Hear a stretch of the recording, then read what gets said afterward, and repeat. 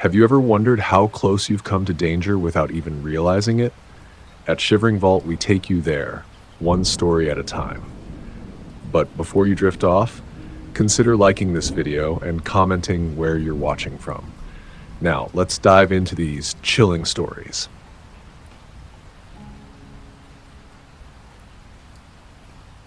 It was one of those nights where everything feels wrong. The rain was coming down in sheets, making the streets look like rivers, and the wind howled through the trees like it was trying to warn me about something. I'd been hanging out at my friend's place, just passing time, and it had gotten later than I realized. It wasn't even that far of a walk back to my place, but it felt like the kind of night where you don't want to be out alone, especially not in a town like this. This was Texas, mind you. Mostly calm, but you get those quiet, creepy nights where things just feel off. The streetlights flickered as I made my way down the sidewalk. The only sound was the constant slap of rain against the pavement. It wasn't a full storm, but the rain was heavy enough that it seemed to drown out anything else. I had my hood up to shield my face, but it didn't do much to keep me dry. It was a dark stretch of street ahead, and as I walked, I could see the faint outline of a figure standing by the corner ahead of me. I couldn't make out details because the streetlight was flickering and didn't seem to be putting off much light in the rain. At first, I thought maybe it was just another person waiting for a bus or something, but something about it didn't sit right. The figure wasn't moving. It wasn't fidgeting or pacing like most people do when they're waiting for someone or standing in the rain. This person just stood there, still, unmoving, almost like they were part of the shadows themselves. I slowed my pace, trying to make sense of it. The more I looked, the weirder it seemed. The figure was too rigid, almost unnatural. I had this sudden tightness in my chest, a feeling of unease that I couldn't shake. Maybe I should cross the street, avoid them entirely.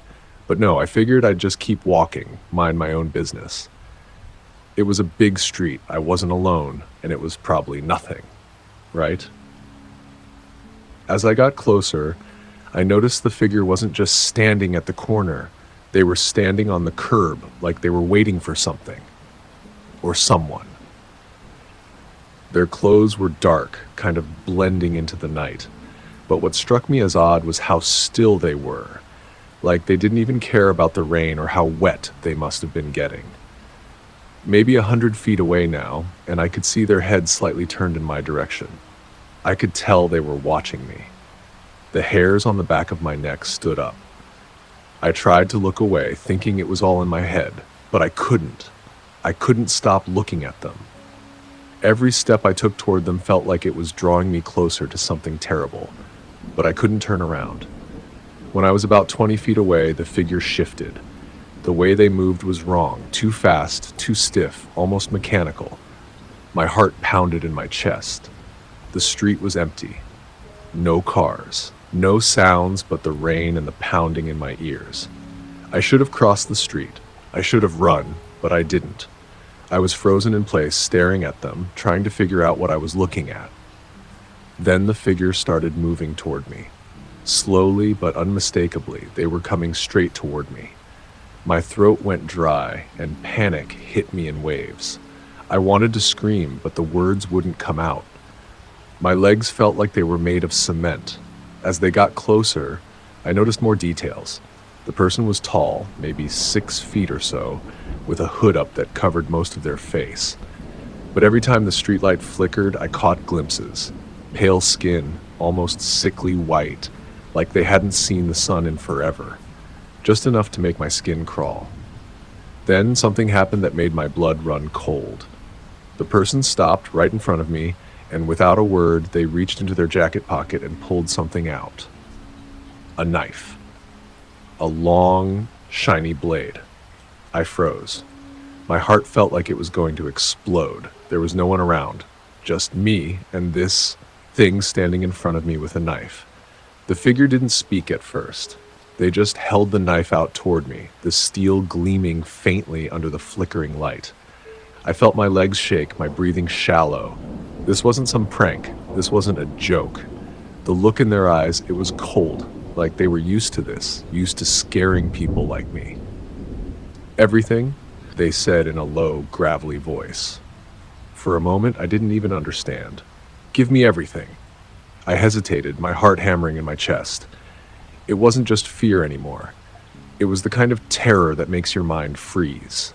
My thoughts felt scattered. I couldn't even process what was happening. But then the voice came again, louder this time, and the words were sharp, like the blade in their hand. Wallet. Everything. Now. I reached into my pocket, fumbling for my wallet while trying to stay calm. I could see the glint of the knife in their hand, reflecting the faint light of the street lamp above us. My hands felt numb, but even then, as I handed it over, something inside me snapped. I don't know why, but I couldn't do it. I couldn't let them take everything. Maybe it was pride, maybe it was fear of what would happen next if I gave in. But I shook my head and said, no. And that was a mistake. The figure's eyes, those cold eyes, flashed with something, and in an instant, they lunged. The knife came at me so fast that I barely had time to react. I stepped back, tripping over my feet, my heart pounding in my chest. The blade slashed through the air in front of me, narrowly missing as I stumbled backward. I screamed. That was when I finally got my body moving. I turned and bolted, my legs burning from the effort. My feet splashed through the puddles, the rain blurring everything around me. I didn't look back. Not once. I could feel them chasing me, hear their footsteps behind me, the sound of their breath getting closer. My heart was pounding, my body screaming in pain, but I kept running, faster than I thought I could. The lights of my street came into view, and I pushed harder, ignoring the pain, ignoring everything except getting away. I reached my house, slamming the door behind me, and I slid down to the floor, gasping for breath. It felt like my body was vibrating, my mind in a fog of adrenaline. The worst part, I never really saw their face. Not fully. There were moments when I caught flashes just enough to make my stomach turn, but I could never make out any details. Maybe it was the hood, maybe it was the darkness, or maybe they were just a shadow that felt cold, terrifying, something I couldn't forget.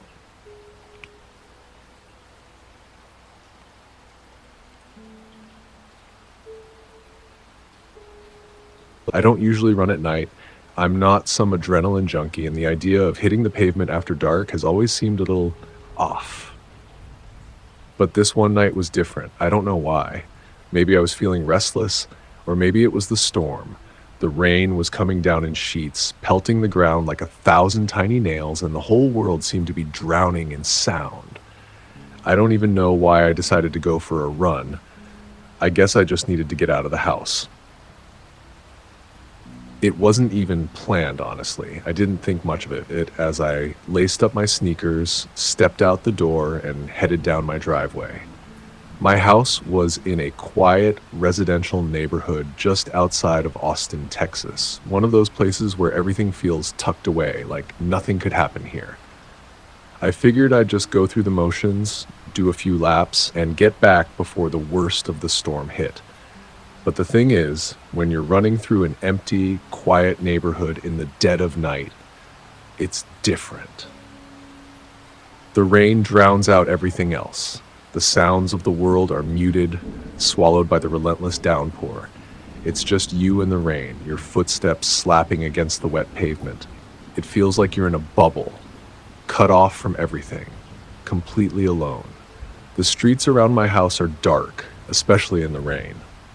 I jogged down this particular block, the one with the big old oak trees on either side, the kind that are common in this part of Texas. They aren't packed close together, but close enough to blot out most of the light from the street lamps. Every few feet, a dim yellow light flickered weakly, casting long, eerie shadows across the road. The air felt heavy, thick with moisture. The kind of air that clings to your skin, makes it hard to breathe. I was already a few blocks in when I started to feel off. I couldn't pinpoint it at first. Maybe it was the way the rain had started coming down harder, or how quiet the night was. I mean, there was literally no one else around. No cars, no sounds of life, nothing. Just the relentless shush shush of the rain against the pavement. But then I heard it. Footsteps. Not immediately, but just enough to make me stop and think.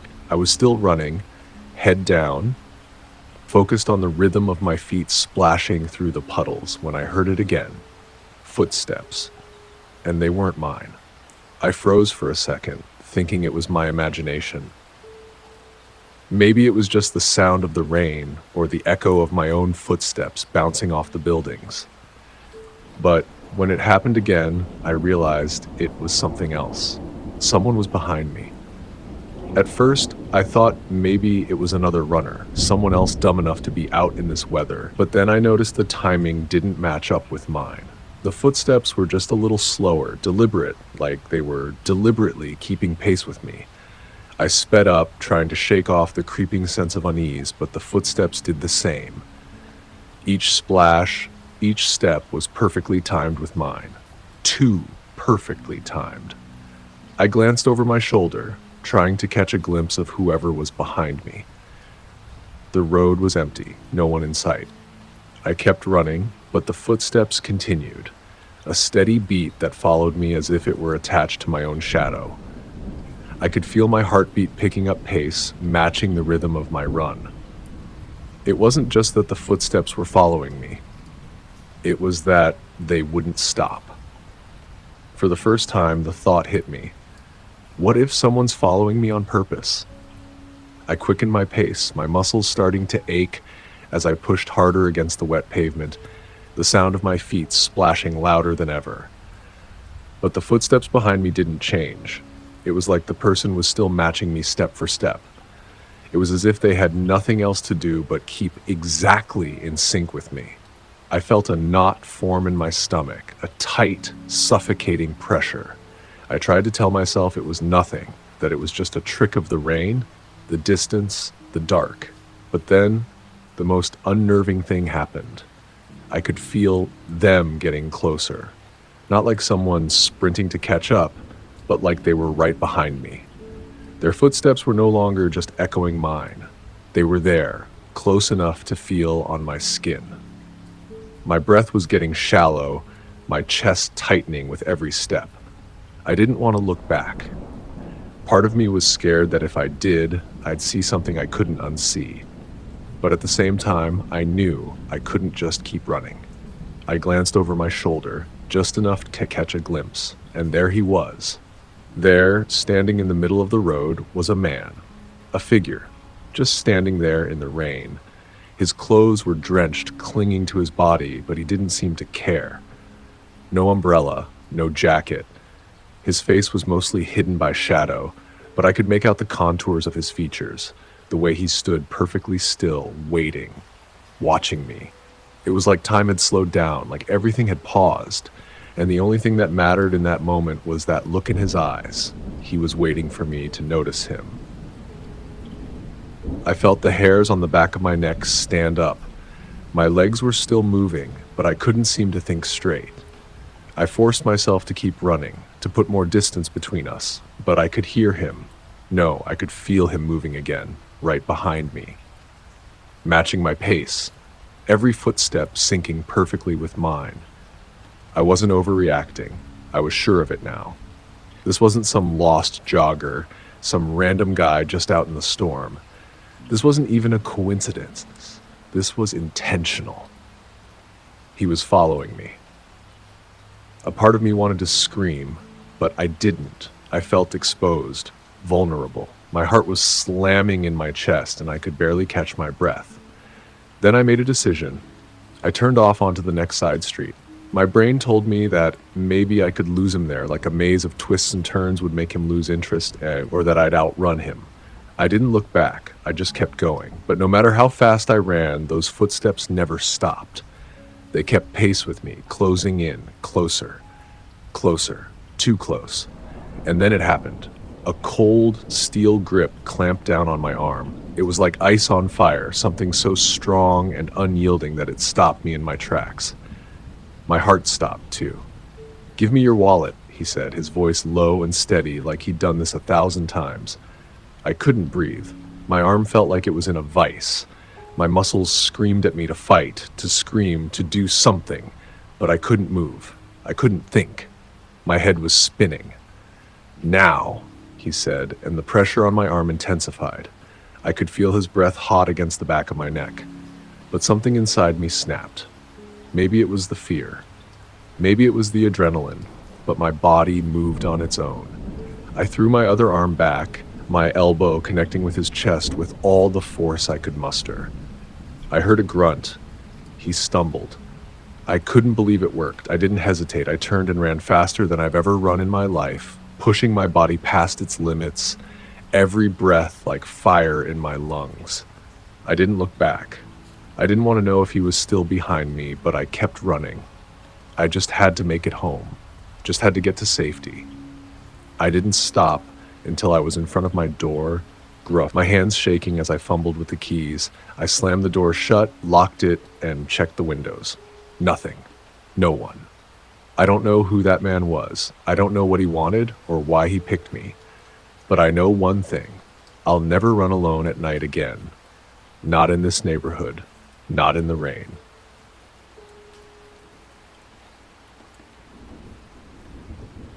It was a Thursday night, and I had just gotten comfortable in bed after a long day at work. The rain had started earlier in the evening, a steady, comforting downpour that almost made me forget everything. The kind of rain that made you feel like you were in a bubble, cut off from the rest of the world, tucked in for the night. My house is on the edge of town, out near a stretch of country road, so it's quiet here. Peaceful, even. There's nobody around for miles. I had a book in my hands, one I'd been meaning to read for weeks but kept putting off.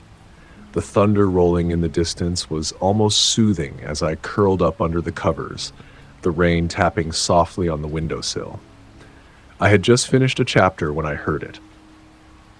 At first, I thought it was just the wind. I mean, it had been blowing pretty hard all evening, so it wouldn't have been the first time a window had rattled a little. But no, this was different. It was a distinct sound, a low, smooth, sliding sound, like a window being pushed open. I froze, trying to convince myself it was nothing. My room's upstairs, and I keep all the windows closed at night, so the idea of a window sliding open downstairs seemed off, especially considering how old the house is. It creaks a lot, and things don't exactly move quietly. I tried to brush it off, but then I heard it again.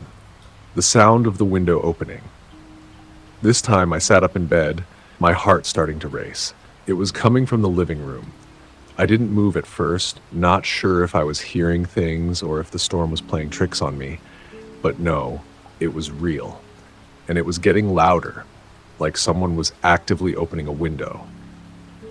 I swung my legs over the side of the bed and grabbed my phone off the nightstand. The room felt too quiet, like the whole house had gone still except for the rain. I wanted to call someone, but I didn't know who to call or what I'd even say. My mind was racing, and I was trying to think of anything that could explain what I was hearing. Could it be a draft? Was it something outside? But no, this wasn't natural. It wasn't right. I slowly got out of bed, each creak of the floorboards under my feet sending a wave of panic through me. I made my way to the door, holding my breath, listening for any more sounds. The rain outside was deafening now, but there was still that faint, unnerving sound of a window moving, sliding open just enough to make the air feel colder. When I reached the top of the stairs, I paused. I didn't want to go down there. Part of me wanted to just grab my phone and call the police, but I didn't want to make a fool of myself. What if it was just the wind? What if it was nothing? I told myself I was being paranoid, but still, I had to check. Slowly, I crept down the stairs, like every step, feeling like it echoed in the empty house. My heart was in my throat now. I tried to tell myself to calm down, but the fear kept pushing forward, twisting in my gut. When I reached the bottom, I froze. The living room was dark except for the dim glow of the street outside filtering through the windows, but I could clearly see the living room window, the one right next to the couch. It was open, just wide enough for someone to get through. I stared at it, trying to make sense of what I was seeing. It didn't make sense. I knew I had closed that window earlier in the day. I always closed all the windows before nightfall. Living out here in Texas, it's just a habit. The wind had been strong, yes, but not strong enough to blow it open. And the sound I heard, that wasn't just wind. I took a deep breath, trying to steel myself, and moved toward the window. As I got closer, the hairs on the back of my neck stood up. Something was wrong. I could feel it in my bones. Then I heard it, a soft rustling noise, followed by the sound of shoes scraping against the wooden floor. And then, the unmistakable sound of something heavy shifting, a body moving through the living room. My blood ran cold. It wasn't the wind, it wasn't the house settling. Someone was in my house. I didn't move. I didn't breathe. My mind raced as I tried to think, tried to make sense of what to do. I wanted to scream, but I couldn't make a sound.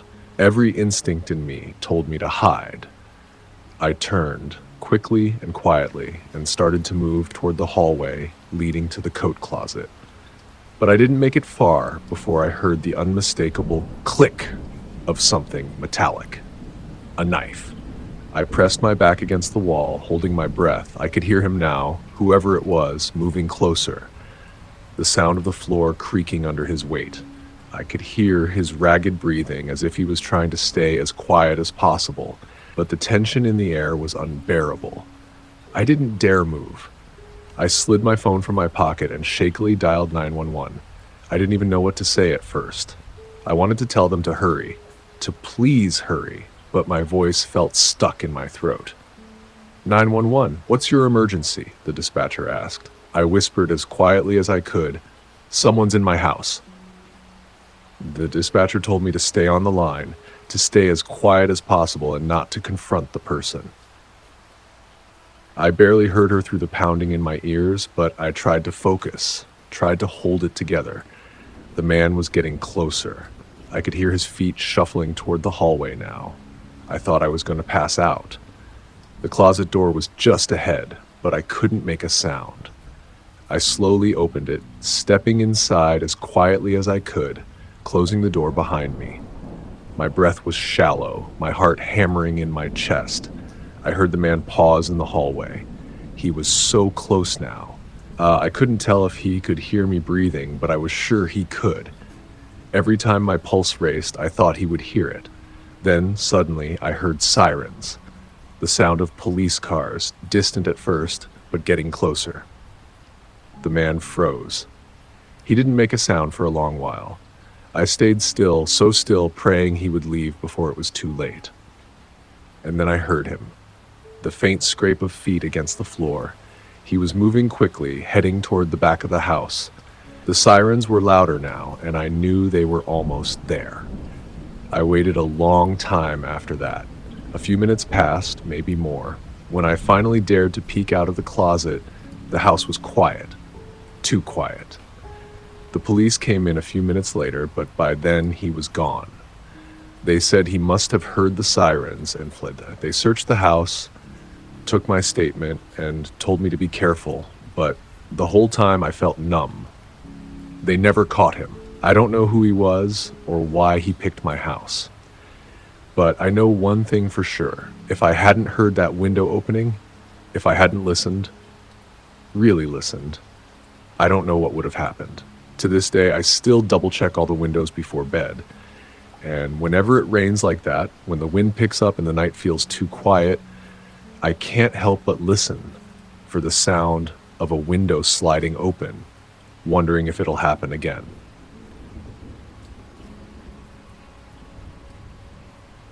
That's it for today's tale from Shivering Vault. If you have a story worth sharing, drop it in the comments or send it our way. Don't forget to subscribe and share with your fellow thrill seekers. As always, the Shivering Vault thanks you for unlocking today's tale. Until next time, the vault awaits your return.